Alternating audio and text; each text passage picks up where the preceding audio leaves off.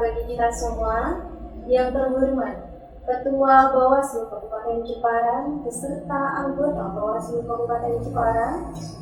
Yang kami hormati Koordinator Sekretariat Bawaslu Kabupaten Jepara, seluruh rekan-rekan staf Bawaslu Kabupaten Jepara yang kami hormati, dan juga semua sahabat Bawaslu dimanapun berada. Puji syukur kita haturkan kehadirat Allah Subhanahu wa Ta'ala yang telah memberikan kita karunia dan rahmatnya sehingga kita dapat mengikuti program perdana Bawaslu Kabupaten Jepara yang bertajuk Atensi, Analisis tentang Regulasi. Program ini merupakan hasil inovasi Bawaslu Kabupaten Jepara dalam rangka mempertajam wawasan kita dengan melakukan analisis terkait regulasi. Selawat serta salam tak lupa kita hadirkan pada junjungan kita Nabi Muhammad SAW. Semoga kita mendapatkan syafaatnya di yaumul qiyamah nanti. Sebelum pada acara, marilah kita awali acara pada kesempatan kali ini dengan bacaan basmalah bagi yang beragama Islam. Bagi yang beragama lain dapat menyesuaikan. Katakan Bismillahirrahmanirrahim. Terima kasih. Acara berikutnya yaitu sambutan oleh Ketua Bawaslu Kabupaten Jepara sekaligus membuka acara pada kesempatan kali ini. Kepada Bapak Sucianto SNMM dipersilakan. Assalamualaikum warahmatullahi wabarakatuh. Waalaikumsalam warahmatullahi wabarakatuh.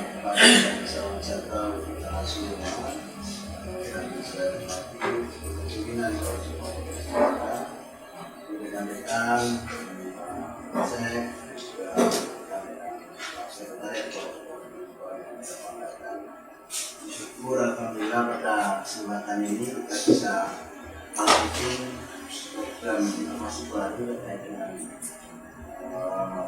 kegiatan yang dilakukan oleh Bawaslu Kabupaten Jepara yang mengatensi analisis tentang regulasi ketentuan. Saya kira cukup bagus dan juga sangat mengapresiasi sekali terkait dengan kegiatan yang dilakukan oleh Divisi Hukum dan Penyelesaian Sengketa.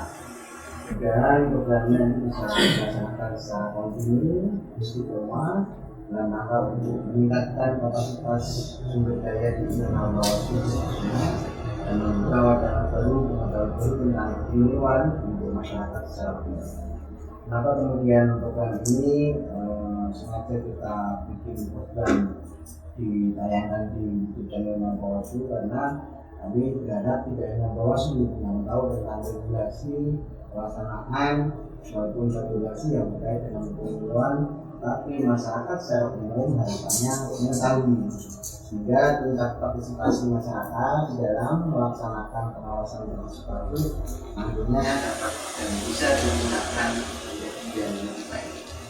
Yang kedua, tentu program ini menjadi bagian dari inovasi di mana Bawaslu setelah tahapan pemilu maupun pemilihan itu sudah berakhir, maka Bawaslu dalam konteks untuk meningkatkan sumber daya dan juga mengajak tingkat partisipasi kepada masyarakat secara umum khususnya di wilayah Jepara. Program ini menjadi luncuran perdana setelah program Bawaslu Menyapa.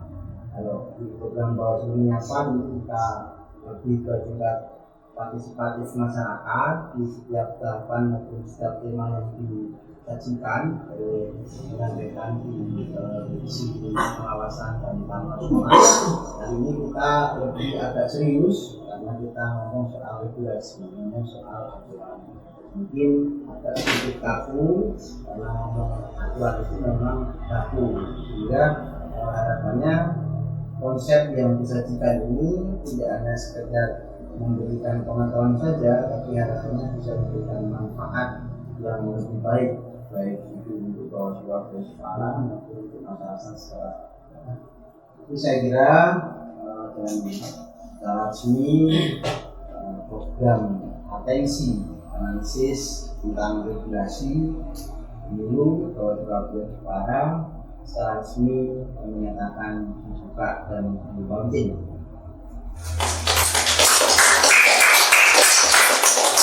Betul, apapun, mudah-mudahan program nanti bisa berjalan dengan baik dan bisa kontinu dan bisa memberikan manfaat untuk masyarakat secara umum. Allahumma fiq lalu mutarik bersama ayat Bawaslu Pemilu bersama Bawaslu Kedatangan Keadilan Pemilu.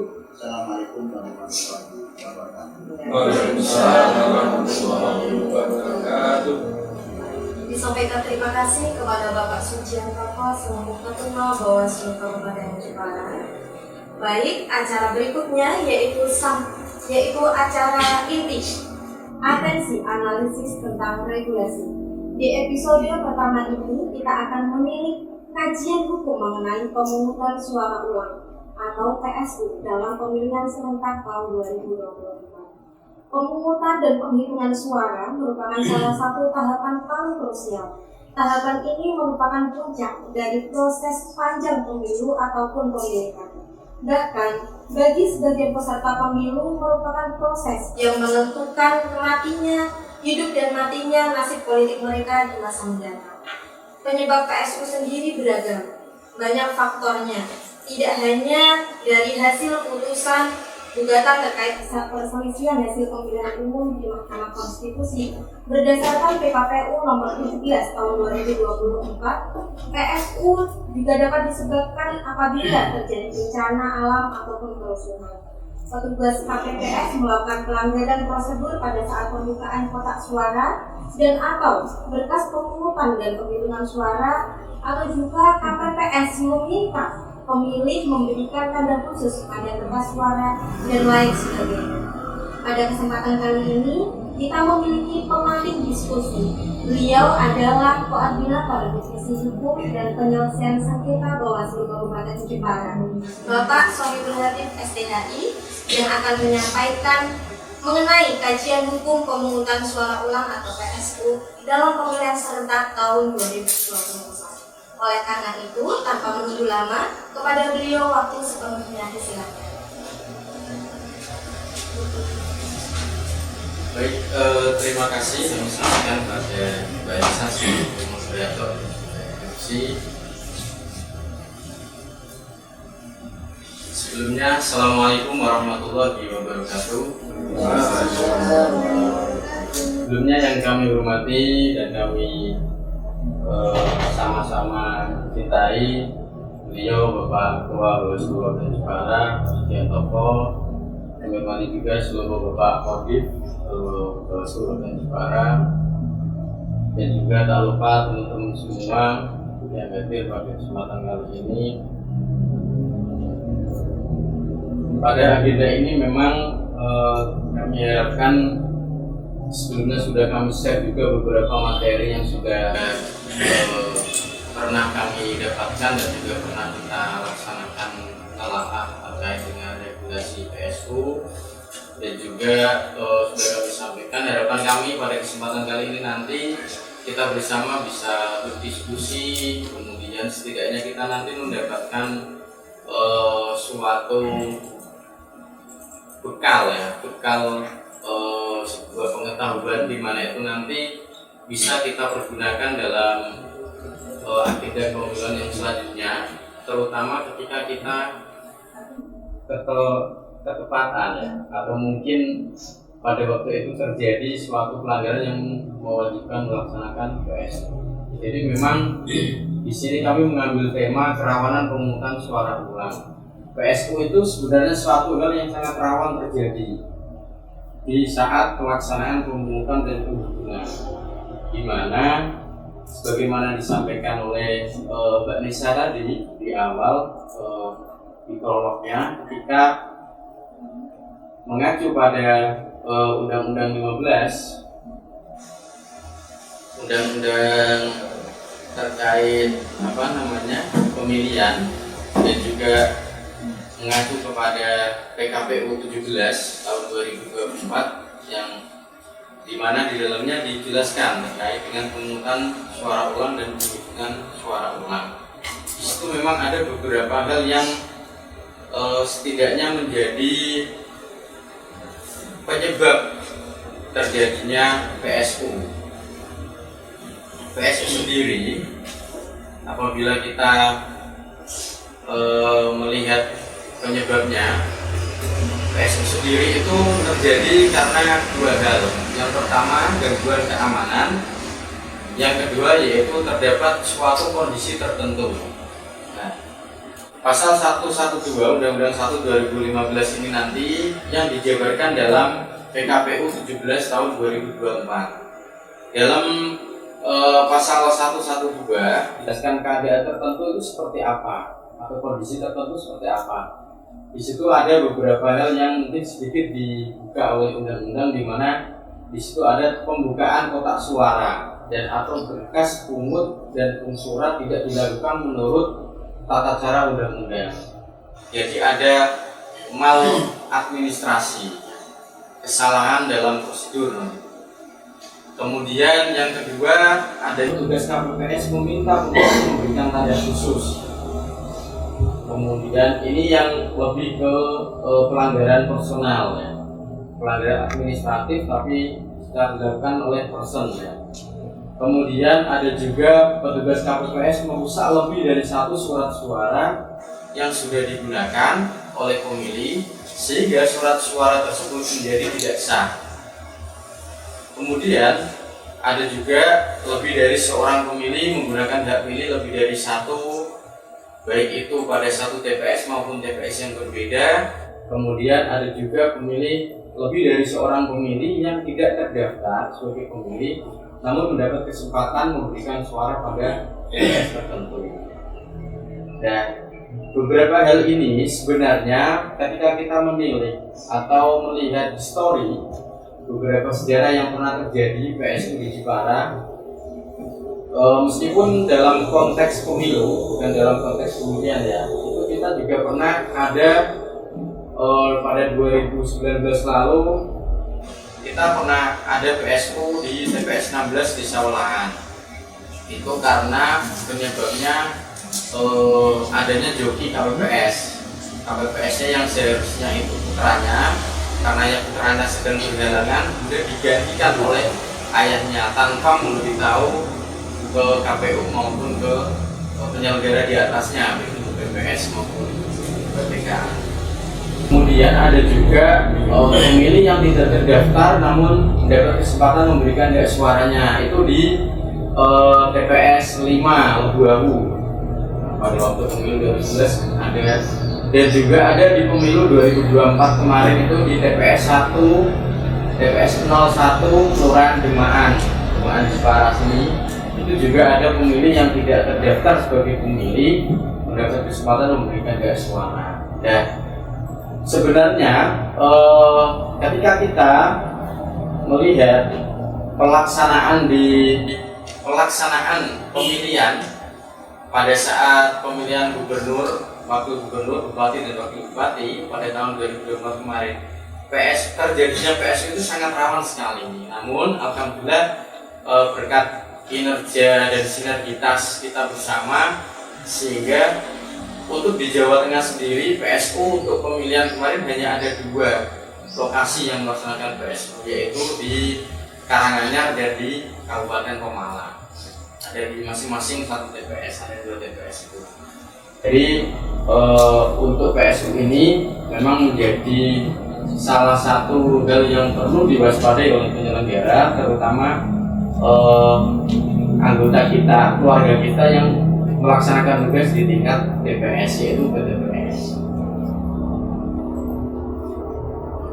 Dan untuk acuan dari PKPU, peraturan KPU dari pemilihan terkait dengan pemungutan, yaitu KPU 17 tahun 2024, di situ dijelaskan PSU dapat terjadi karena bagaimana tadi kami sebutkan, ada bencana alam, ada di situ juga disebutkan ada rekomendasi atau putusan Bawaslu provinsi atau Bawaslu kabupaten. Jadi memang rekomendasi dari Bawaslu itu juga harus dilaksanakan apabila dari Bawaslu setempat, baik itu Bawaslu kabupaten atau Bawaslu provinsi, merekomendasikan untuk melaksanakan PSU karena sudah terbukti adanya temuan. Selanjutnya yaitu PSU juga bisa terjadi karena ada putusan MK. Jadi teman-teman mungkin sampai per hari ini juga masih mendengar ada beberapa wilayah yang akan melaksanakan PSU. Sudah PSU, ada yang digugat kemudian PSU lagi, dan PSU digugat dan PSU lagi. Jadi memang terkait dengan PSU ini itu bisa menjadi salah satu cara untuk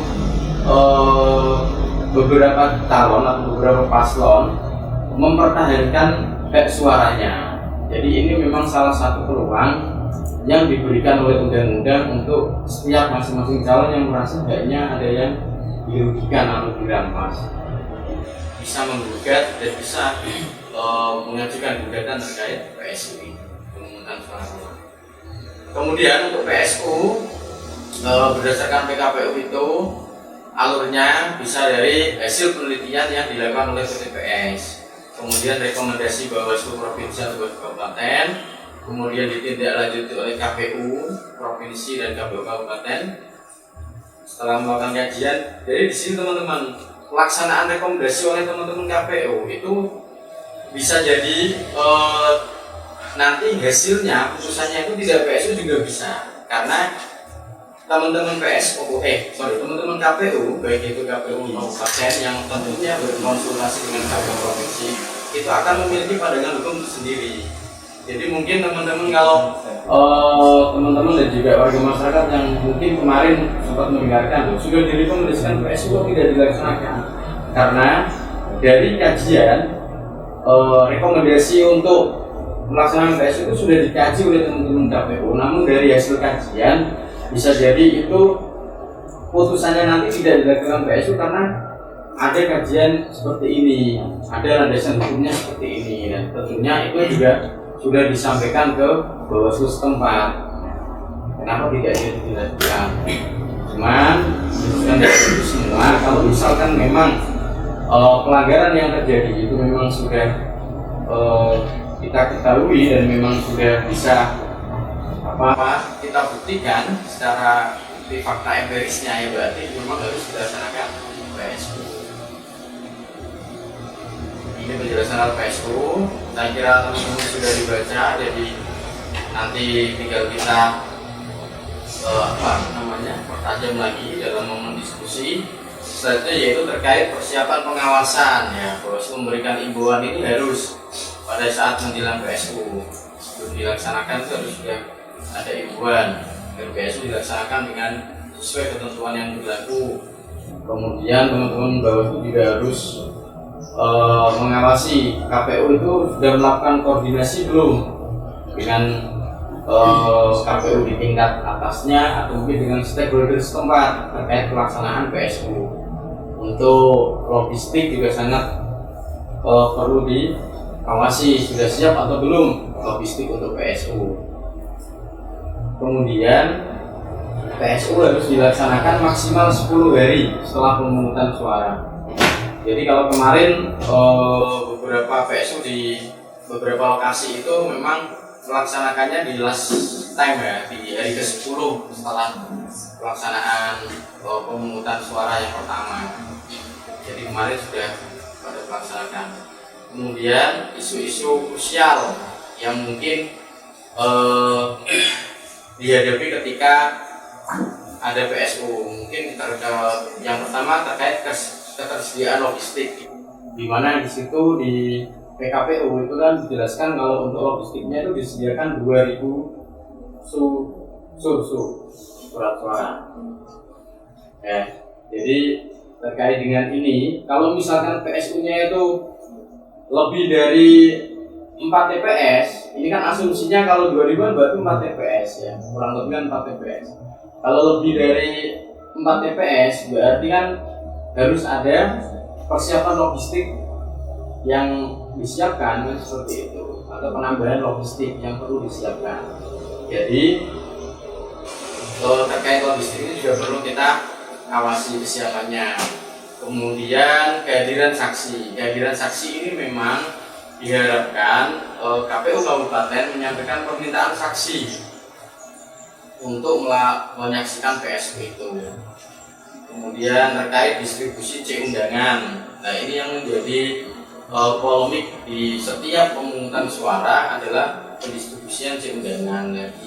di saat melakukan pendistribusian cek undangan di PSU ini juga perlu kita awasi bersama, karena bisa jadi distribusi cek undangan ini tidak bisa maksimal karena mungkin beberapa warga sudah kembali ke tempat kerjanya seperti itu, atau mungkin sedang tidak berada di rumah. Kemudian koordinasi dengan KPU dengan stakeholder ini juga perlu. DPT ya, dalam PSU untuk terkait DPT atau daftar pemilih tetap itu tidak ada atau tidak dilakukan pemutakhiran data. Jadi DPT-nya masih memakai DPT saat pemilu itu atau saat pemilihan itu. Kemudian ini keadaan lain ya yang mungkin bisa terjadi saat dilaksanakan PSU, yaitu adanya warga atau pemilih yang terdaftar dalam salinan DPT, DPTB dan DPK di TPS yang melaksanakan pemungutan suara ulang karena dia memiliki suatu kondisi tertentu sehingga tidak dapat memilih di TPS lokasinya. Nah, itu dalam ketentuan PKPU-nya itu dapat menggunakan hak pilihnya di TPS lain dalam catatan yang TPS tersebut juga melakukan pemungutan suara ulang di wilayah pemilihannya. Jadi kalau misalkan ada warga yang mau pindah memilih, itu juga harus di lokasi yang ada PSU-nya. Kalau di Jawa Tengah tadi misalnya adanya di Karanganyar dan Pemalang saja ya, tidak bisa. Ya, selanjutnya yaitu terkait dengan potensi PSU ya. Potensi PSU terjadi itu karena beberapa faktor. Satu, mungkin mencoblos tanpa surat pindah memilih, kemudian memiliki surat pindah memilih namun diberi lebih dari satu surat suara, kemudian terjadi kerusuhan, terjadi kerusakan kotak terhadap hasil pemungutan dan penghitungan suara. Untuk poin 1 dan 2 ini sebenarnya yang lebih kemarin terjadi di Jateng, dan menyoblos tanpa surat pindah juga memilih lebih dari satu suara ini terjadi di Jawa Tengah. Selanjutnya yaitu ini yang terjadi di Jateng, tadi kami sampaikan ada di Kabupaten Karanganyar, TPS, Pemalang dan TPS. Kemudian ini penjabaran lah beberapa temuan kemarin yang sudah terjadi di lapangan. Sampai sebentar pemilu di tanda khusus. Intinya sama seperti tadi, ini yang penyebab PSU pada pilkada kemarin. Kemudian ada juga beberapa daerah yang kemarin ada PSU, tuh ada dari mulai Aceh sampai bawah nomor 20 Sumatera, ada Jateng ini juga, Karanganyar dan Pemalang. Ya, sekian dan terima kasih. Mungkin itu yang dapat kami sampaikan berkaitan dengan pemantik diskusi kita pada siang hari ini. Selanjutnya nanti kami persilakan teman-teman semua untuk bisa memberikan opini atau mungkin pandangannya masing-masing, dan juga terkait telaah kajiannya yang sudah kemarin kami sampaikan di grup bisa disampaikan ini. Jadi kalau ada masalah juga silakan. Dari kami, kurang lebih mohon maaf, bersama saya Thomas dulu, bersama Bawaslu, kami dulu. Assalamualaikum warahmatullahi wabarakatuh. Waalaikumsalam warahmatullahi wabarakatuh.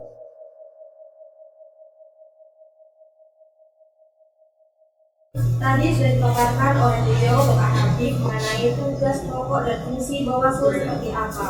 Lalu terkait alur PSU juga seperti apa, penyebab PSU, persiapan pengawasan yang harus dilakukan, kemudian ada isu krusial sampai potensi PSU.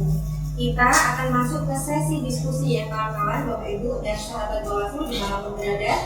Kita bisa menyampaikan pertanyaan atau mungkin sharing selagi kita memiliki momen seperti ini ya, karena setiap episode dari atensi pastinya kan beda tema ya. Mari kita manfaatkan momen ini sebaik mungkin. Mohon kami persilakan apabila ada yang ingin bertanya atau sharing.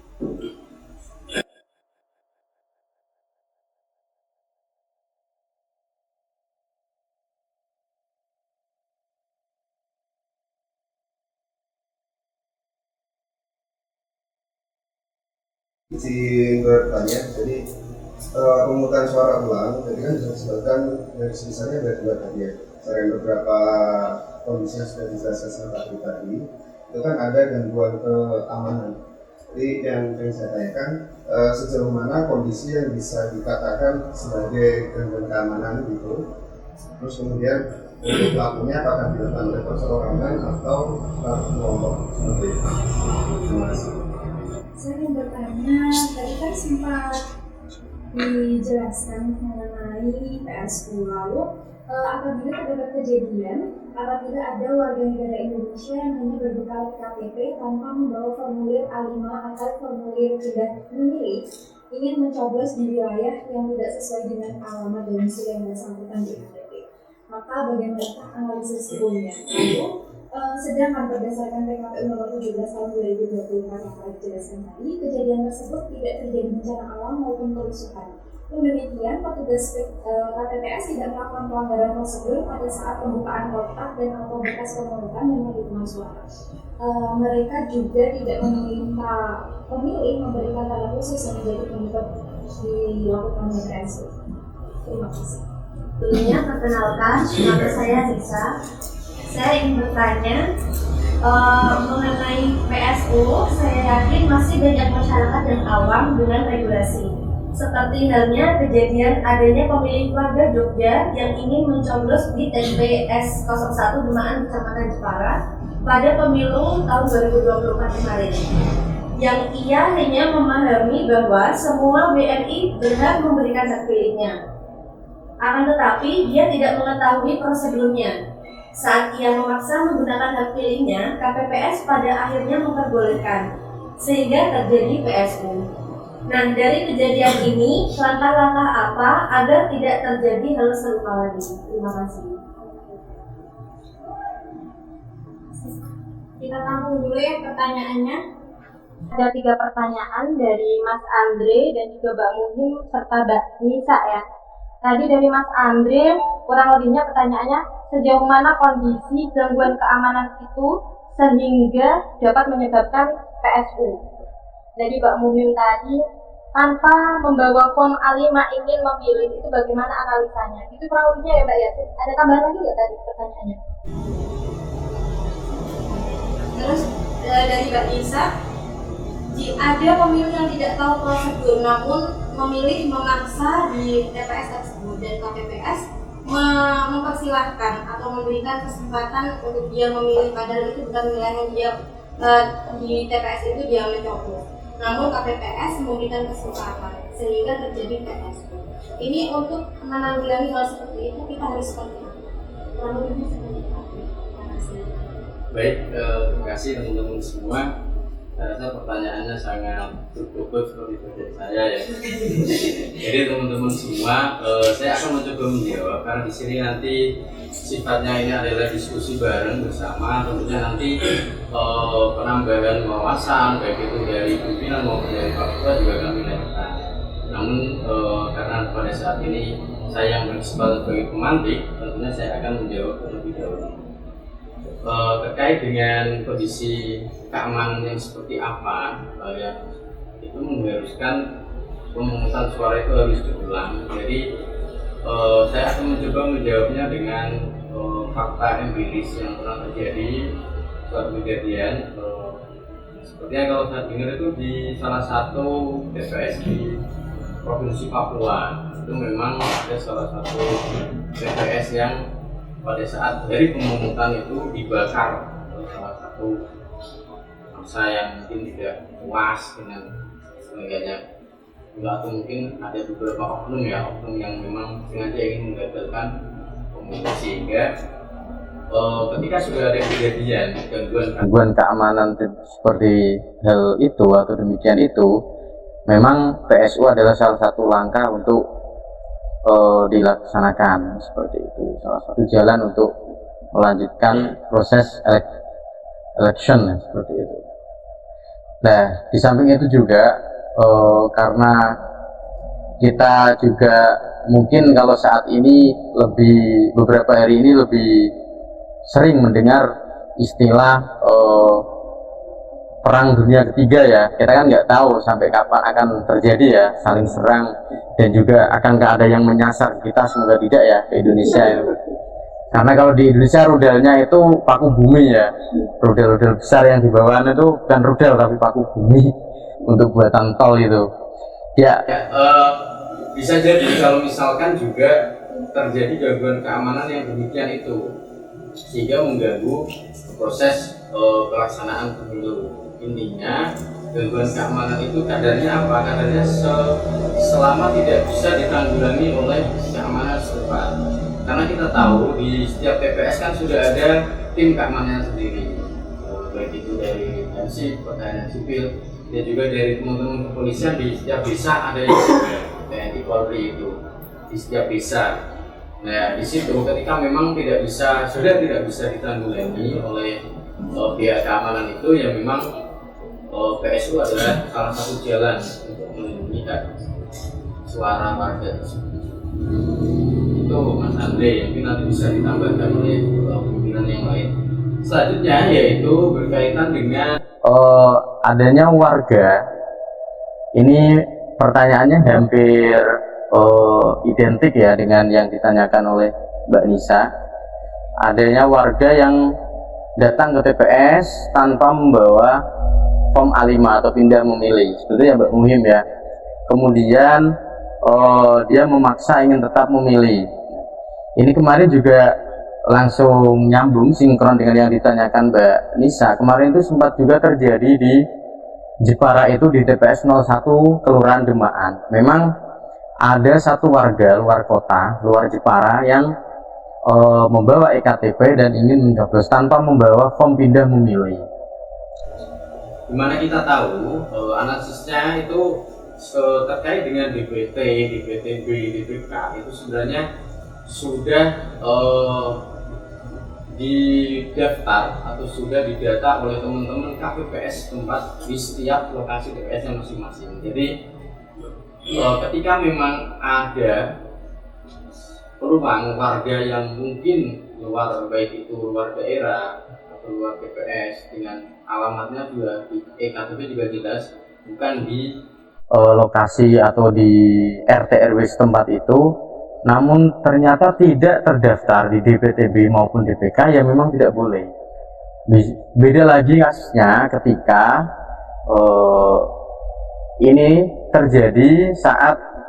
ini terjadi ketika warga itu membawa form pindah memilih, itu berbeda. Atau dia sudah, kalau biasanya ada DPK juga gitu ya Mbak Nurul ya, sudah lapor dulu sebelum hari pemilihan itu sudah lapor, sudah membawa suratnya, dia ini masuknya DPK atau DPTB. Kalau warga setempat situ dan dulu data bisa jadi di DPTB. Kalau warga luar nanti maksudnya di form pindah memilihnya. Jadi memang kembali lagi kalau kita bicara terkait regulasi, memang sedikit kaku.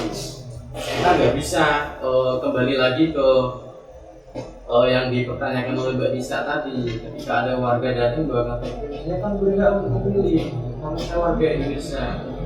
Dan ketika di situ diberi peluang memilih pada kesempatan kemarin itu, dan ternyata pelanggaran prosedur administrasi, sehingga itu harus PSU.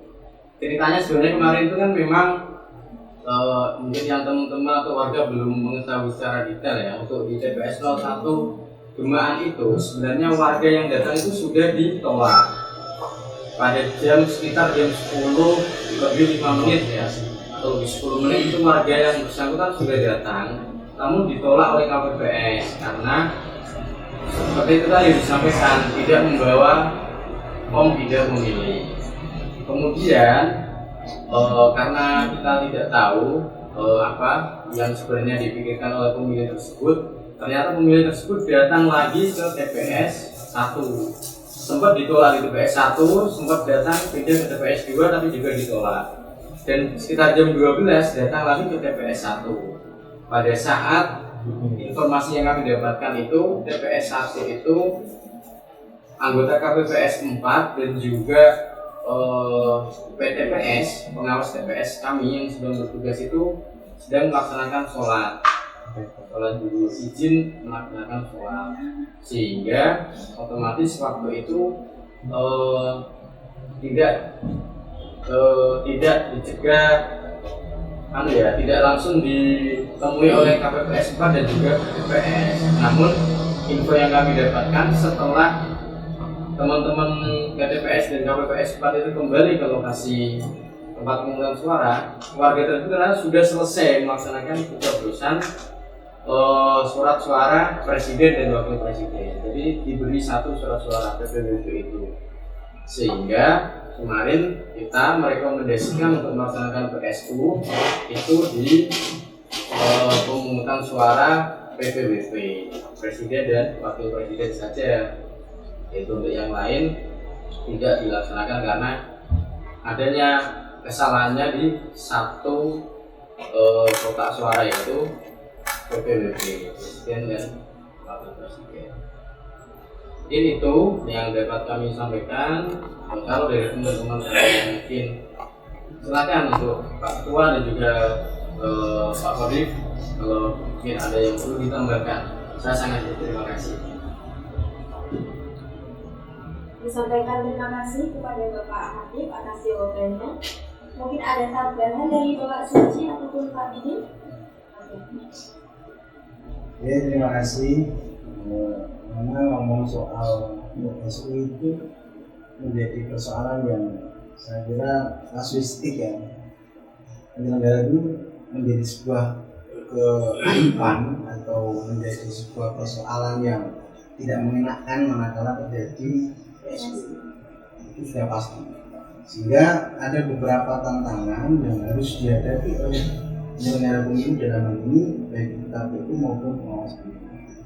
Yang pertama adalah PSU tidak semata kemudian menjadi kesalahan dari penyelenggara teknis, tapi bisa jadi menjadi bagian dari unsur keteledoran dari jajaran kita sendiri. Itu dibicarakan. Tahun 2019 misalnya PSU yang di Lebu Awi, indikasi awal penyelenggara teknis yang kemudian menjadi tersangka dalam konteks pelanggaran. Tapi kemudian setelah kita dalami lebih dalam sebenarnya ada unsur kelalaian dari Panwas TPS juga dalam melakukan monitor pengawasan. Ada bisa jadi kemudian kompromi terselubung atau bahasa kerennya mungkin bersekongkol jahat antara penyelenggara di teknis di KPPS itu sendiri dengan Panwas TPS. Nah, saya begini, setelah dianggap tidak ada persoalan, seolah-olah masalah nggak ada. Agar apa? Agar proses administrasi itu berjalan dengan lancar. Saya katakan sebuah tantangan adalah di sinilah kemudian tantangan Panwas Desa, Panwas Kelurahan, Panwas Kecamatan, Panwas Kabupaten untuk melakukan monitor di setiap TPS yang diduga dalam pemetaan kerawanan itu ada indikasi PSU. Itu dari divisi pencegahan sudah melakukan pemetaan melalui indeks kerawanan pemilu maupun pemilihan itu untuk memilah dan memilih mana potensi-potensi wilayah yang akan muncul dari sisi PSU. Itu yang pertama.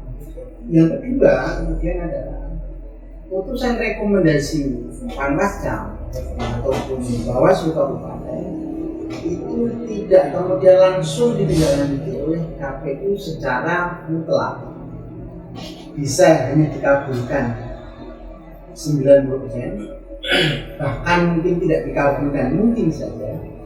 Kemudian bisa jadi hanya dikabulkan sepertiga. Contoh misalnya, yang Lebu Awi itu rekomendasi Bawaslu adalah dilakukan pemungutan uang di seluruh surat suara. Karena kasuistiknya itu kalau di Lebu Awi itu kan pemilih luar kota daerah dia harusnya tidak mendapatkan surat suara yang DPRD kabupaten, DPRD provinsi dan DPR RI. Dia harusnya dapat presiden saja, tapi dikasih seluruhnya. Oleh Bawaslu kita rekomendasikan semua. Kenapa kita rekomendasikan semua harus diulang? Karena berpengaruh terhadap hasil rekapitulasi. Rekapitulasinya apa? Rekapitulasi yang di DPR RI, DPR kabupaten, DPR provinsi. Kalau ini 2 suara kan ada tambahan 2 suara. Ya. Kemudian ketika mau udahlah enak, KPPS bilang udahlah tinggal dikurangi saja, dikurangi yang mana? Kita kan nggak tahu siapa yang dicoblos dia. Ketika kita mau menanyakan ini ngobrol sopo, kan nggak boleh itu rahasia. Langgar lagi. Inilah kemudian, namun oleh KPU kemudian hanya dikabulkan dilakukan pemungutan terhadap pemilu yang presiden. Kemudian KPU mengeksekusinya adalah menganggap surat suara yang dari 2 orang itu dianggap tidak sah. Itu sah-sah saja oleh KPU karena KPU kemudian mendemokrasi itu. Kewajiban KPU kan hanya menindaklanjuti dan melaksanakan rekomendasi. Kecuali KPU tidak melaksanakan rekomendasi, maka alihnya kemudian arah pidana. Maka KPU tidak melaksanakan rekomendasi. Di sini kemudian menjadi tantangan yang kedua, di mana antara KPU dengan Bawaslu hasil rekomendasinya tidak semuanya akan dilakukan oleh. Tantangan yang ketiga adalah tantangan soal logistik. KPU dalam mengantisipasi logistik baik itu surat suara ataupun logistik yang lain untuk PSU, dia hanya memperkirakan 2000 surat suara itu kan perkiraan dengan kalau pilkada tentu dengan perkiraan terjadi di 4 TPS. Kalau pemilu berarti terjadi tinggal dibagi 300 ya. Berarti sekitar di 6 sampai 7 kan ya TPS. Padahal bisa jadi kalau kemudian panwas TPS kita itu kritis hampir di semua kecamatan sebenarnya, itu bisa terjadi yang namanya PSP. Cuma kadang memang bisa diselesaikan dengan cara pencegahan secara langsung. Karena inilah kenapa kemudian Bawaslu mengedepankan langkah pencegahan agar hal-hal yang mengandung unsur pelanggaran tadi itu bisa dicegah dini. Pertanyaannya kemudian adalah, ketika misalnya benar-benar terjadi lebih dari jumlah TPS yang diperkirakan KPU, apakah kemudian KPU harus melakukan letak lagi terhadap logistik? Sementara batasnya 10 hari. Mungkin kan? Ini juga menjadi tantangannya KPU juga tantangannya Bawaslu. Jawabannya adalah KPU akan berkoordinasi dengan KPU provinsi untuk melakukan pencetakan terhadap surat suara yang tidak dengan batas limit yang mungkin apakah dia harus dari detail printing yang bisa jadi dan sebagainya, teknisnya KPU. Tapi paling tidak warningnya Bawaslu adalah timeline yang harus tetap dijalankan itu menjadi bagian dari regulasi yang tidak boleh dilanggar. Kok sampai kemudian lewat dari tanggal yang ditentukan, kemudian sudah menjadi pelanggaran. kemudian yang berikutnya, yang terakhir paling tantangan dan itu menjadi tantangannya Bawaslu. Dimana kalau Bawaslu itu kemudian rekomendasi itu PSU, pasti Bawaslu akan diklaim, akan dicam pokoknya dengan nada yang nggak enak lah dengan seluruh stakeholder, pemerintah daerah, lurahnya setempat di situ misalnya, kemudian KPPS-nya di situ, yang kemudian akan memunculkan potensi konflik interest baik itu personal maupun lembaga. Karena prinsipnya pemerintah daerah itu karena dia punya kewajiban melaksanakan semua daerah dengan baik, maka sekecil apapun persoalan mencoba untuk diminimalisir. Bahasanya mungkin begini, Mas, kok nggak bisa ditoleransi? Karena alasan yang menjadi utama dan sekaligus tantangan berikutnya adalah PSU itu mengakibatkan penurunan partisipasi masyarakat. Jarang kemudian PSU itu taruhlah jangankan naik ya, sama aja. Jarang kemudian PSU itu pasti tantangannya ya dari pemungutan yang pertama ke PSU pasti berkurang. Kenapa? Masyarakat akhirnya malas kan datang ke TPS. Kemudian tapi ada yang unik ini hasil, kalau teman-teman mungkin saya di jurnal pemilu 2024 khususnya kasus Demak yang pemilu, biasanya bukan pemilu ulang ya, pemilu susulan PSS itu bisa menghasilkan kursi. Jepara itu ada yang namanya DPR RI dari dapil sini, dapil 2 ya, dapil 3 ya. RI itu dari PDI, Mas Gilang. Yang dapat kursi kan Pak Mustafa, Mas Gilang. Walaupun Mas Gilang itu naik karena memang P3 tidak masuk parlemen besok, tapi yang mendongkrak suara Mas Gilang ini di PSS. Seandainya di PSSS itu kemudian Mas Gilang nggak mendapatkan suara tertinggi, mungkin Mas Gilang bisa menggantikan posisi PAW dari P3. Artinya apa? PSU bisa merubah peta politik, PSU bisa merubah hasil. Contohnya kelihatan pilkada bupati kemarin pasangan kita ada 2, nomor 1 nomor 2. Seandainya selisihnya itu hanya 150 atau 150, bisa loh itu akan berubah peta. Misalnya pasangan 01 bayari itu semua orang gak usah mangkat, dan yang dilakukan itu tidak penanganan oleh Bawaslu. Ya kan gitu. Ya, kalau penanganan jelas money politik nggak boleh, karena money politik itu kan baik itu suruh memilih salah satu ataupun tidak memilih adalah bagian dari money politik. Bisa loh itu berubah. Ini yang menjadi tantangan utama kenapa kemudian PSU itu harus dilakukan pencegahan. Jangan-jangan kita ngomong PSU dari awal, dan PSU nggak tahu ya. PSU itu adalah pemungutan suara ulang. Kenapa dilakukan pemungutan suara ulang? Dilakukan pemungutan suara karena ada 2 kemungkinan. Dikarenakan adanya kerusuhan atau ada hal lain yang berkaitan dengan pelanggaran administratif yang bisa mengarah kepada PSU. PSU berbeda dengan PSU-nya yang ada di tingkat pemilihan maupun kalau di tingkat pemilihan hampir rata-rata PSU-nya itu rata-rata kasuistiknya ya kesalahan administrasi positif, kecuali daerah wilayah-wilayah tertentu kayak di Papua misalnya, karena ada gerakan paralelisme di sana ya, sehingga mungkin bisa dimungkinkan faktor lain. Tapi hampir rata-rata memang pemilihannya di mana sebenarnya kadang itu keteledoran dari pasukan kita sendiri. Dan bahkan kita kurang berhati-hati dalam melakukan monitor terhadap itu yang kenapa kemudian sering kita sampaikan ke jajaran BPS itu Panwas TPS itu harus benar-benar dari awal hingga akhir ya boleh kemana-mana ya seperti itu dalam rangka untuk memastikan agar jadinya itu saya kira nama dan teman-teman sebagai sangat kita. Para punya pengalaman tidak Pak? Para punya pengalaman PSU 19 sudah PSU BPS, kemudian 2024 kita punya PSU di pilkada. Alhamdulillah dari dulu pilkada sampai kemarin pilkada kita tidak pernah punya pengalaman. Berarti dong kita nggak tahu Pak cara penanganannya, nggak punya pengalaman.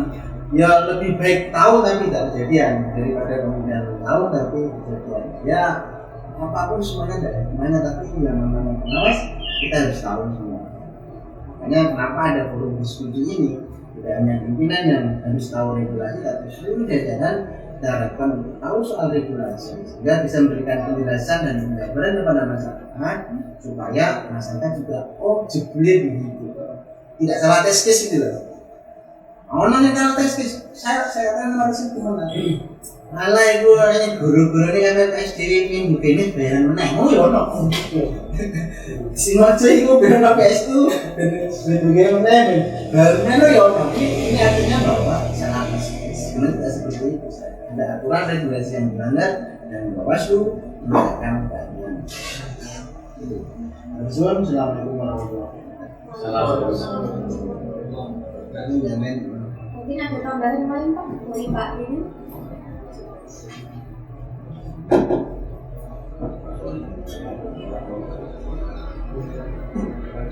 Oke, untuk selanjutnya kami persilakan apabila teman-teman ada yang ingin menyampaikan pertanyaan lagi dari Pak Solikin, monggo.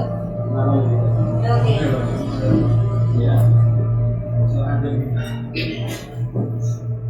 Assalamualaikum warahmatullahi wabarakatuh. Selamat pagi. Pagi luar biasa. Semangat pagi. Pagi luar biasa. Diskusi di mana? Ya Pak, itu Pak. Terkait dengan PSU. Sekiranya saya mencoba untuk menolak beberapa kasus dan tentunya bisa dijadikan pelajaran bagaimana ada. Saya minta beberapa rekomendasi yang mungkin bisa diterima atau tidak terkait dengan hasil pelajaran terhadap putusan Mahkamah Konstitusi terkait dengan yang lagi ramai itu dari utara. Dari utara itu PSU pertama, terus PSU kedua, sudah PSU lagi, dan PSU di PSU kan. Dan yang pertama itu Pak, dengan putusan nomor 28 dari Surat PLTU Romawi 2023 dari Surat 2025 terkait dengan pemungutan suara. Jadi di saat itu ada pemilih di TPS 4 di Samalawen, Kecamatan Taweh baru datang itu tidak membawa KTP-nya, membawa apa menurut surat pemberitahuan C pemberitahuan, dan itu banyak sekali yang mencoblos tanpa membawa KTP atau identitas lain, baik berupa identitas yang berupa foto, identitas tanggal lahir dan lainnya, itu tidak membawa, hanya berdasarkan C pemberitahuan. Dan KPPS itu hanya mencatat berdasarkan surat itu dan mencatatkan ke DPT online. Jadi ada DPT online yang untuk mengecek itu, dan itu dipermasalahkan oleh tim sukses. Dan di tim sukses yang pertama di TPS itu, dia itu tidak mempermasalahkan.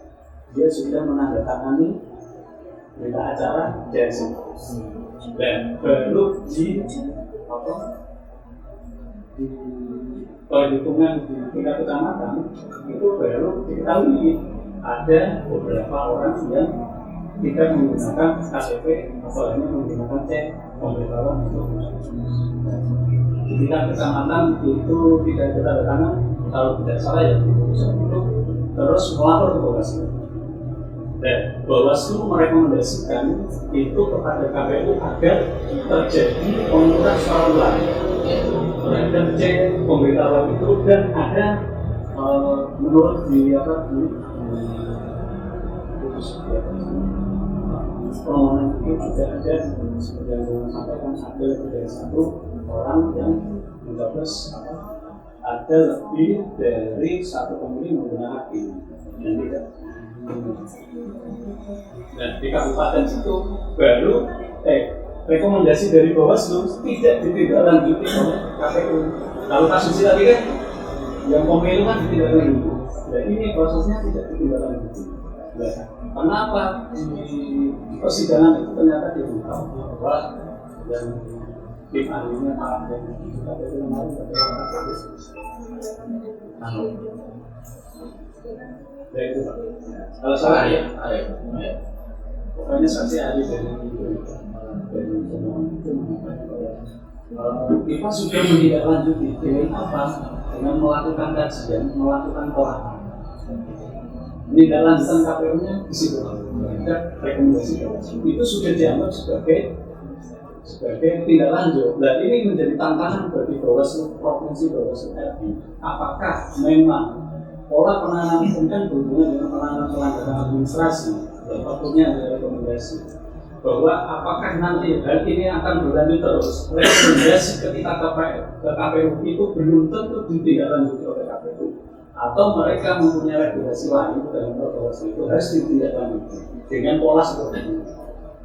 Ternyata di Mahkamah Konstitusi juga menolak karena apa? Dianggap itu tidak murni dan tidak kemurnian surat suara dan dapat memperubah surat suara.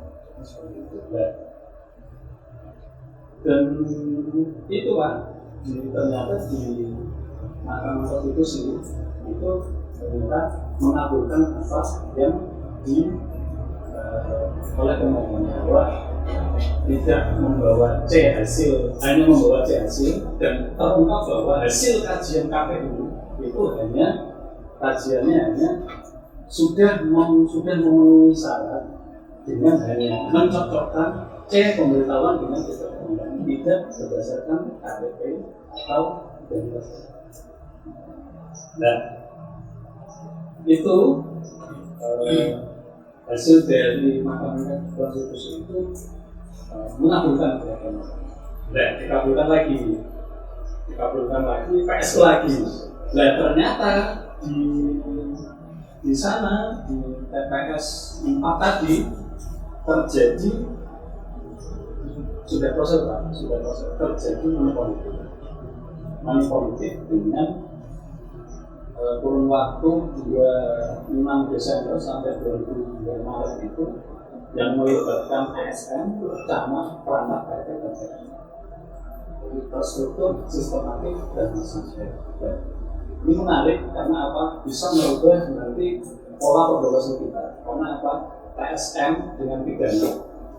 TSM ini kan kalau merujuk pada perbawaslu tentang administrasi, TSM itu kan terjadi karena terdapat money politik di 50% kecamatan, dan itu harus terstruktur dan masif di sana.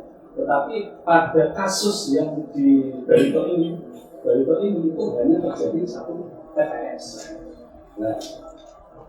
Nah, MK menilai bahwa tidak lagi ada, dia berpendapat bahwa tidak kuantitatif. Itu kan kuantitatif itu persebaran. Kalau berdasarkan kualitatif, dia itu berdasarkan atas itu lagi bobot dari pelanggaran. Jadi MK menilai itu terjadi masalah pelanggaran jika para nanti ketika ada terjadi serupa, tetapi hanya terjadi TPS, satu TPS. Ini juga kan nantinya bermasalah karena di Perbawaslu di kita itu hanya TSM di 50% dari jumlah kecamatan. Nah, ini juga nanti rekomendasi kita kepada Bawaslu Provinsi atau Bawaslu RI bahwa MK memutuskan tidak hanya berdasarkan kuantitas, tapi kualitatif dengan menunjuk atau esensi dari bobot. Karena bobot di sana itu ada yang mendapatkan 16 juta, ada yang kira-kira 60 juta atau berapa juta ya? Apakah nanti Perbawaslu 9 tahun 2020 itu ada? Itu masih mempertahankan kuantitatifnya Perbawaslu itu, dan Perbawaslu 8 tahun 2022 itu apakah Bawaslu RI masih mempertahankan pola TSM itu hanya persebaran di setengah dari jumlah kecamatan, atau hanya berdasarkan bisa satu TPS tetapi bobotnya bisa mempengaruhi hasil. Kira itu. Dan yang menjadi rekomendasi kita adalah yang pertama, jadi penting untuk meningkatkan kualitas SDM terutama tadi. Jadi kan hasil PSP itu kan tidak langsung ada, tetapi hasil dari misalnya kita tidak tahu apakah KPPS yang pertama mendapatkan C pemberitahuan itu. Soalnya saya pernah, orang yang pertama itu adalah KPPS adalah orang yang pertama kali mendapatkan C hasil itu dan mencatatnya di lembar absensi. Selain KPPS itu mengerti aturan itu dan mendapatkan simulasi terkait kerawanan TPS, karena menurut dengan di provinsi kemarin kan masalah TPS itu 90% adalah masalah baru, masalah lama, dan 20% atau 10% adalah masalah lama. Mungkin itu bisa diinventarisir dan kemudian hari pada saat pemilu nanti bisa dilakukan semacam pelatihan dan secara real misalnya. Karena tidak hanya cukup PTPS itu melaporkan formalitas alat kerja, tetapi juga kualitas dari PTPS itu. Dan terutama gini Pak, penempatan pengawas itu kan tidak di awal masuk, tetapi di pojok. Baru ada perubahan kemarin waktu Iya Pak. ada. Ini kan di pojok. Ya.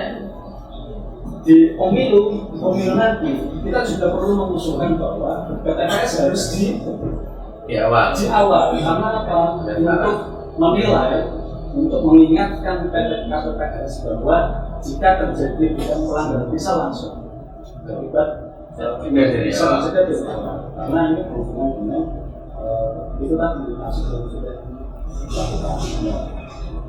Yang kedua, PTPS harus berani untuk mencegah, karena di sana itu kira-kira pemilihan jam 7 pagi baru ada pengawas kecamatan di sana untuk menghimbau agar disuruh pulang dari 22 pemilih yang akan mencoblos untuk membawa identitas walaupun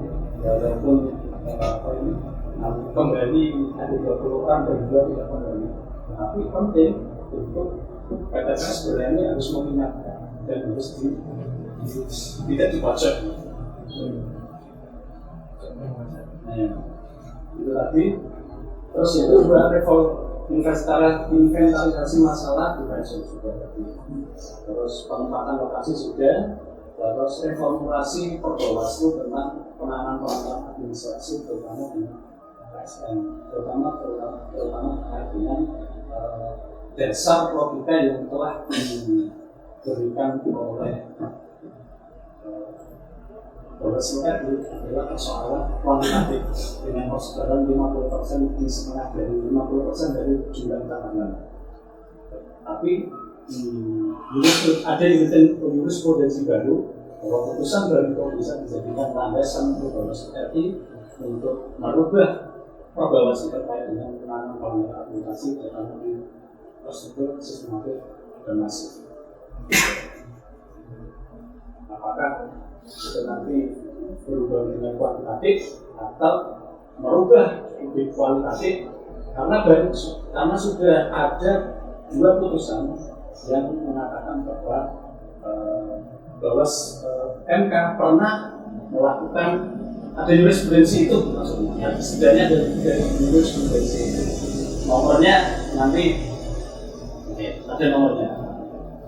Putusannya 99 dari 9 PHPU titik Bu strip Romawi 2023 XX3 dan 9 2025 terkait dengan Kabupaten Bangka Barat 15. Dan itu lainnya bisa dicari nanti ke SPRI. Begitu. Saya kira wassalamualaikum warahmatullahi wabarakatuh. Langsung saja ya, karena kita juga waktunya terbatas. Saya tanggapi sedikit nanti. Intinya apa yang disampaikan oleh Mas Solikin secara garis besar itu memang kami sepakat, dan memang ada beberapa hal yang mungkin perlu tanggapan. Tanggapi itu terkait dengan sejauh mana tidak lanjut dari teman-teman KPU itu dalam menindaklanjuti rekomendasi dari kita, dari Bawaslu. Berkaca dari apa yang disampaikan oleh Mas Solikin tadi, itu sebenarnya terjadi juga di Jawa Tengah, Mas, di Kota Semarang. Salah satu TPS di Kota Semarang kemarin itu juga sebenarnya sudah direkomendasikan untuk dilakukan PSU. Namun tindak lanjut dari teman-teman KPU itu, sebagaimana disampaikan oleh Mas Solikin tadi, di KPU Kota Semarang juga telah melakukan kajian, kemudian hasil dari kajian itu sehingga disampaikan ke Bawaslu juga hasil kajiannya bahwa itu tidak perlu dilaksanakan PSU. Nah, mungkin ini juga nanti bisa menjadi sejauh mana kita bisa melakukan, mungkin kita ada revisi di baik itu di Perbawaslu kita atau mungkin ada harmonisasi antara Perbawaslu dan juga PKPU terkait sejauh mana rekomendasi dari kita dari Bawaslu ini akan ditindaklanjuti seperti itu. Kalau ternyata perkara tidak lanjut itu cukup dengan kajian dan itu ya, bisa ya. Jadi sampai sejauh mana itu kalau ada pasal atau klausul yang mengatakan bahwa ketika tidak lanjut Bawaslu tidak dilaksanakan, hukumannya adalah, ancamannya adalah pidana, kan seperti itu ya. Ternyata dari KPU juga kemarin bentuk KPU membuat kajian itu sebagai bentuk tidak lanjut ya. Ya ini tentunya menjadi perhatian dari pimpinan baik itu Bawaslu dan KPU ke depannya agar ini bisa ditemukan solusinya. Kemudian yang kedua terkait dengan PSU Barito Utara, itu memang sedikit kronik ya untuk permasalahannya. Itu memang permasalahannya memang sedikit cukup kronik ya, cukup dalam ya. Dan juga ketika kita membaca dari beberapa berita yang kita terima, memang khusus untuk Barito Utara itu kan mungkin yang terkait kesalahan maladministrasi tadi tidak begitu diungkap, yang diungkapnya terkait money politik ya Mas ya.